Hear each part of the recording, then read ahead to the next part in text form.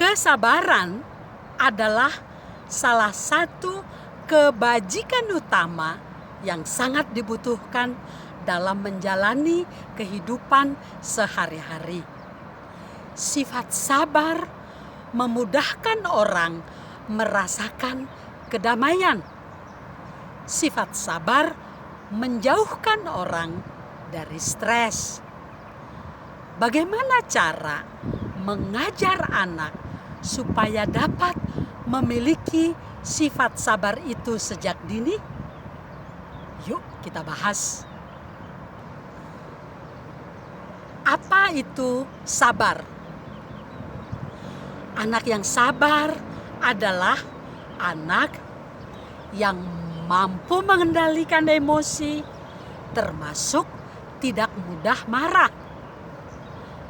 tenang, tidak terburu-buru, mampu menunggu dengan sikap yang baik, mampu bertahan dengan sikap yang baik di dalam situasi yang sulit, dan mampu mengendalikan diri. Sifat sabar itu sebaiknya diajarkan dan ditanamkan secara bertahap dan terus-menerus sejak usia dini. Diperlukan latihan yang rutin sampai sifat itu melekat di dalam diri anak. Mengajar anak mengendalikan emosi dan memaafkan. Salah satu ukuran utama sifat sabar adalah tidak gampang marah. Awalnya, marah adalah cara anak mengkomunikasikan perasaan tidak nyamannya. Kita perlu mengajarkan padanya bahwa ada cara yang lebih baik untuk mengkomunikasikan perasaan. Selalu deh hindarkan untuk memenuhi apa yang dimaui anak yang dipesankannya lewat marah. Kita bisa mengatakan begini kepada anak, "Mama gak bisa mengerti apa yang kamu maui kalau kamu menyampaikannya dengan marah seperti itu. Coba deh ulangi dengan tenang dan sopan." Biarkan anak sampai mau mengucapkannya dengan tenang dan sopan. Baru deh tanggapi apa yang disampaikannya itu. Kita juga bisa membukakan kesadaran anak bahwa kalau dia marah, maka temannya atau orang lain juga bisa membalas dengan lebih marah lagi. Lalu semua akan saling marah dan tidak menghasilkan apa-apa.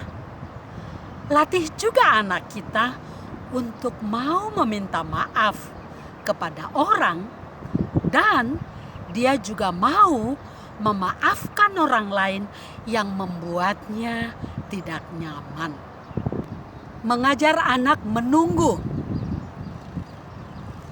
Sabar itu meliputi bukan hanya kemampuan menunggu, tapi kemampuan menunggu dengan sikap yang baik. Tanamkan kepada anak bahwa menunggu itu kegiatan yang biasa, yang sehari-hari bisa terjadi. Tidak perlu dikeluhkan. Tidak perlu dijalani sebagai hal yang menyusahkan. Sejak bayi, kita bisa melatih membiasakan anak untuk dapat menunggu dengan sikap yang baik. Contohnya, ketika akan memberi ASI atau air susu ibu, atau ketika akan memberi makan, biarkan ada waktu beberapa saat anak untuk menunggu. Tidak baik kalau kita membiasakan bahwa semuanya kita sajikan kepada anak serba cepat. Itu membuat anak tidak terlatih untuk menunggu.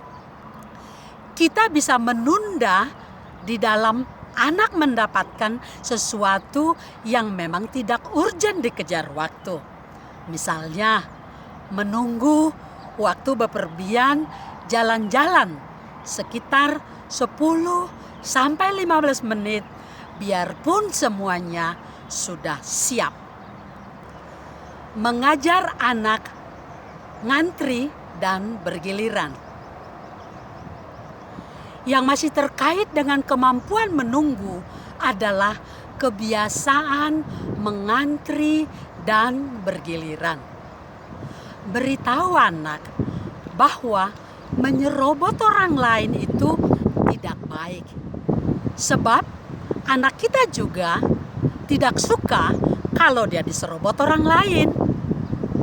Saling serobot akan membuat kekacauan.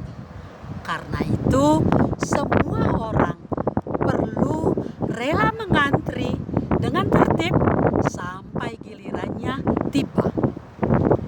Di rumah, kita bisa melatih tradisi mengantri itu dalam banyak kesempatan. Contohnya, antri menggunakan kamar mandi, bergiliran memakai alat tertentu.